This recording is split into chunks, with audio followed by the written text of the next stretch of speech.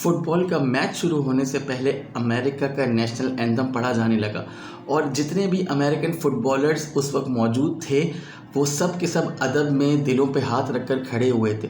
उस वक्त कॉलिन कैपर्निक ने डिसाइड करा कि वो इस नेशनल एंथम में खड़ा नहीं होगा बल्कि एक घुटने पर बैठ जाएगा। बहुत शुक्रिया उस लिंक पर क्लिक करने का। अगर आप स्पोर्ट्स फॉलो करते हैं या फिर अभी जो T20 वर्ल्ड कप चल रहा है उसको आप फॉलो करते हैं तो आपने ज़रूर सुना होगा कि मैच शुरू होने से पहले कमेंटेटर्स कहते हैं कि the players are taking the knee. Players are taking the knee. Players are taking the knee को अगर मैं उर्दू में ट्रांसलेट करूँ तो ये बनता है कि खिलाड़ी जो है घुटना ले रहे हैं। अब मुझे नहीं पता कि खिलाड़ी घुटना ले रहे हैं इसका आप लोग क्या मतलब समझ रहे हैं। आई डोंट नो कि आप लोग की इमेजिनेशन कहाँ तक जा सकती है। But taking the knee is a symbolic representation of something very important. Taking the नी एक बहुत अहम चीज़ है। उसके बारे में मैं आपको एक बात बताता हूँ कि टेकिंग द नी अचानक से कहाँ से आ गया। जनाब, स्पोर्ट्स जो है चाहे कोई सा भी हो वो सिर्फ खेल कूद नहीं होता। स्पोर्ट्स एक इवेंट होता है जिसकी ऑडियंस जो है बहुत वसीओ अरीज़ होती है।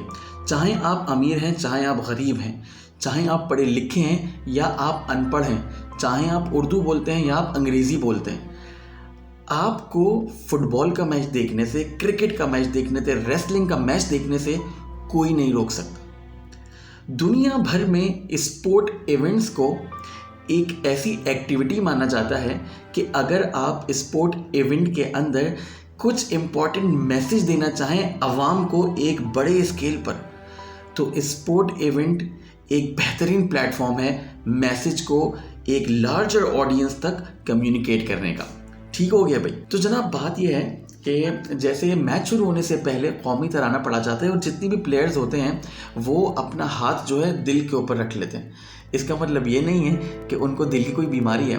ये एक जेस्चर है जो कि बताता है कि प्लेयर्स अपने मुल्क के एंथम को रिस्पेक्ट पे कर रहे हैं, वो उसको अहम समझ रहे हैं और उसको इज्जत दे रहे हैं, खराज तहसीन पेश कर रहे हैं। इसी तरह से जब किसी मुल्क का नेशनल एंथम पढ़ा जाता है तो क्राउड के अंदर जो लोग होते हैं जो उस मुल्क को रिप्रेजेंट कर रहे होते हैं या अपनी टीम को सपोर्ट करने के लिए आए हुए होते हैं वो भी अदब में खड़े हो जाते हैं। इस बात की नुमाइंदगी करता है, इस चीज़ को रिप्रेजेंट करता है कि नेशनल एंथम या फिर उस पर्टिकुलर मुल्क की नेशनैलिटी इन लोगों के लिए मैटर करती है और ये उसको रिस्पेक्ट देते हैं। अच्छा, 2016 के अंदर एक अमेरिकन फुटबॉलर था जिसका नाम था कॉलिन कैपर्निक। ये मैं पढ़ के सुना रहा हूँ, मुझे इसका नाम याद नहीं है। कॉलिन कैपर्निक। फुटबॉल का मैच शुरू होने से पहले अमेरिका का नेशनल एंथम पढ़ा जाने लगा और जितने भी अमेरिकन फुटबॉलर्स उस वक्त मौजूद थे वो सब के सब अदब में दिलों पे हाथ रखकर खड़े हुए थे। उस वक्त कॉलिन कैपर्निक ने डिसाइड करा कि वो इस नेशनल एंथम में खड़ा नहीं होगा बल्कि एक घुटने पर बैठ जाएगा। जब लोगों ने उससे बात पूछी कि तुमने नेशनल एंथम को रिस्पेक्ट पे क्यों नहीं करी और तुम एक घुटने पर क्यों बैठ गए, why did you take the knee, तो कॉलिन कैपर्निक ने बताया कि मैं एक काला हूँ और मैं ये बात अच्छी तरह से जानता हूँ कि अमेरिका में कालों की ज़िंदगी, माल, जान, इज़्ज़त, आबरू महफूज नहीं है, तो मैं कैसे इस मुल्क के नेशनल एंथम की रिस्पेक्ट कर सकता हूँ।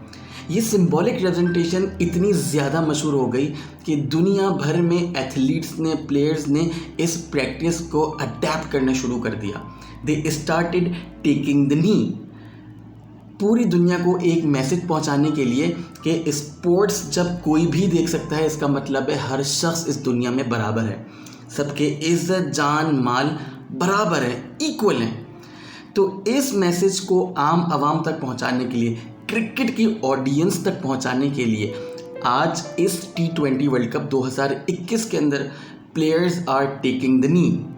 खिलाड़ी घुटना ले रहे हैं ताकि मैं और आप इस बात को समझ सकें कि एक गोरे और काले में कोई ज़्यादा फ़र्क नहीं है, बल्कि गोरा उतना ही अहम है जितना काला एंड वाइस वर्सा।